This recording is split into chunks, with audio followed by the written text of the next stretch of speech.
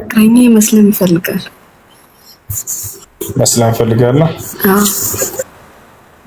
ሙስሊም አይደለሽም ከዚህ በፊት? እኔ ሙስሊም ነኝ። እሺ ለምን መስለም ፈልግሽ? አይደለም እኔ አይደለሁም ፍቅረኛዬ። ፍቅረኛ? አዎ። የት ነው ያለው? ኢትዮጵያ።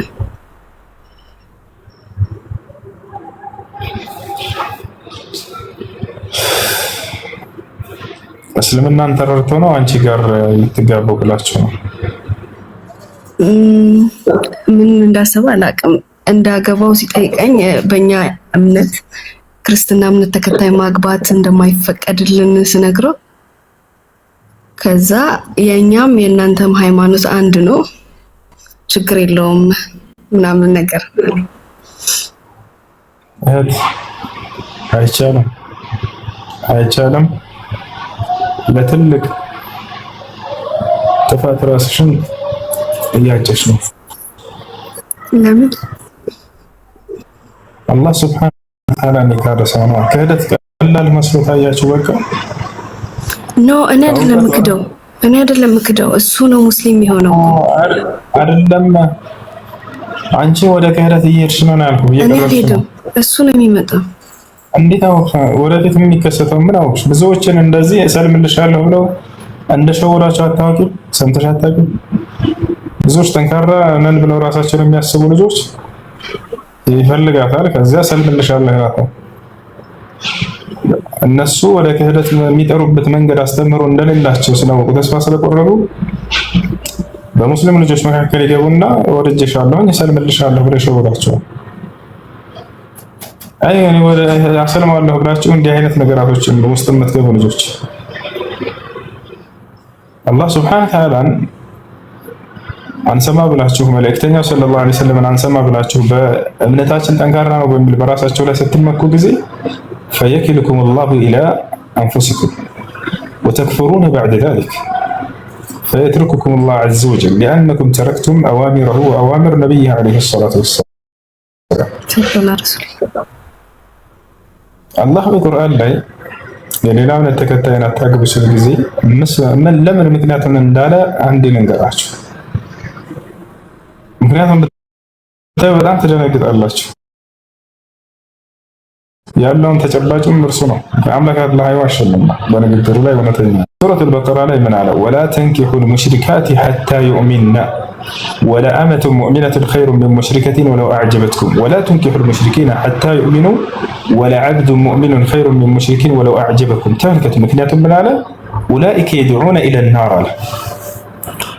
እስካላመኑ ድረስ ከሃዲያኖችን እንዳታገቡ ካለ በኋላ ምክንያቱም እነዚህ ወደ ክህደት ነውና የሚጠሯቸው አለ፣ ወደ እሳት ነውና የሚጠሯቸው ነገር እንዳለውም ብዙዎች በፍቅር መልክ ልክ እንዳንቺ ጀምረው እሰልምልሻለሁ ብለው ሸወዷቸው። ከዚያ በኋላ ልክ ልጅ ካስታቀፋት በኋላ ወዴት እንደማትሄድ እንዳሰራት ታውቃለች። አሁን ወደ እምነቴ ትመጫለሽ ይላታል። ከዚህ የበለጠ ክህደት የለም። ይተሻላሉ። ከእንዲህ አይነት ነገር ራቁ። ዲንሽን ተማሪ፣ ወደ ዲናችሁ ተመለሱ። ዲናቸውን ብታውቁ አላህ ሱብሓነሁ ወተዓላ ከካደ ሰው ጋር እንዲህ አይነት ፍቅር ምናምን ገለመለኝ ውስጥ ባልገባችሁ ነበር። የቀደምት መልካም ሰለፎች መካከል አንዱ ሰለፍ የሆነችን ቆንጆዬ ሴት አያትና ወደዳት። ያገባትም ጠየቃት፣ እሺ አለችው። ግን እኮ ላኪንሃ ተራ ረአየል ኸዋሪጅ ተባለ። ስህተት እንዳለባት ሲነግሩት ጊዜ ትቸዋለኝ አለ። ለምን ሲሉት ፈኢኒ ላ አቅዲር አን አضመ ኢላ ሰድሪ ጀምረተን ሚን ናሪ ጀሀነም። ለምን ተውክ ሲሉት ጊዜ ይችን ሴት ከገሃነም እሳት ፍም እሳት የሆነን አንድን ፍም ረመጥ እሳት እንዴት ብዬ አቅፌ ልተኛ እችላለሁ? ይህንማ በፍጹም አላደርገውም ብሎ ተናገረ። እናንተ ቀላል መስሎ ይታያችኋል። አላህ ዘንድ በጣም ከባድ ነው። የነገ ህይወታችሁን በዚህ አይነት ፍቅር ያላችሁ ተበላሹ። አንድ ነገር ወደ ዲን አልኢስላም እኔ ፈለኩት ለማስ ሐሰን ቆይ አንዴ እህቴ። ሰላም አለይኩም ወራህመቱላሂ ወበረካቱ። ምናልባት የሚያስተምርሽ ከሆነ እኔ በጣም የቅርብ የምለው ሰው ሙስሊም ነው ማነው እሷ ሙስሊም ናት። ሶ በቃ እኔ ላንቺ ስለ እስልምና እንቀበላለሁ ምናምን ነገር ብሎ ሳያምንበት እስልምናን ተቀብሎ አዛኝ ዶብ ዘዳይ ግን ልጆቻቸው ማማ በስማም እንበል ወይስ ቢስሚላህ እንበል ስንበላ እስከ ማለት የደረሱ ቤተሰቦች አሉ።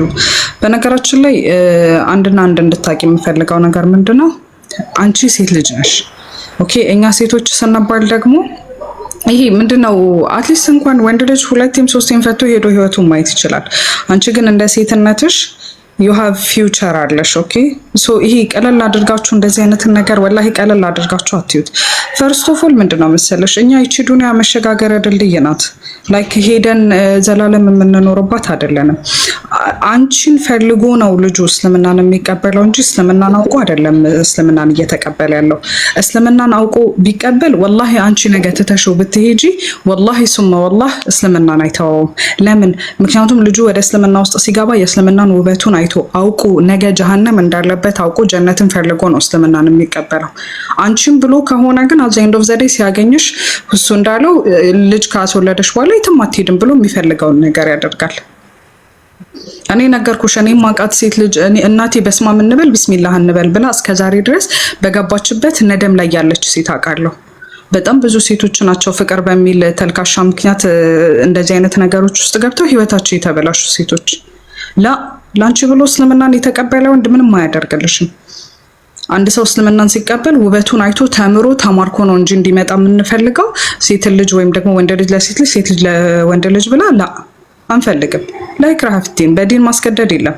አንቺ ግን አንቺ አስገድደሽ ነው ማለት እንችላለን። ምክንያቱም አንቺን ወዶ ስለሆነ እስልምናን የሚቀበለው። ወላሂ ያኸዋት ብቻ እኔ እንደዚህ አይነት ነገር በጣም ጥንቃቄ አድርጉ። በተለይ ሴቶች ወላሂ በጣም ጥንቃቄ አድርጉ። ይሄ ህይወት ነው፣ ቀልድ አይደለም። እሺ ሁሱ አፉ በለኝ። አሁን መቀጠል እችላለሁ።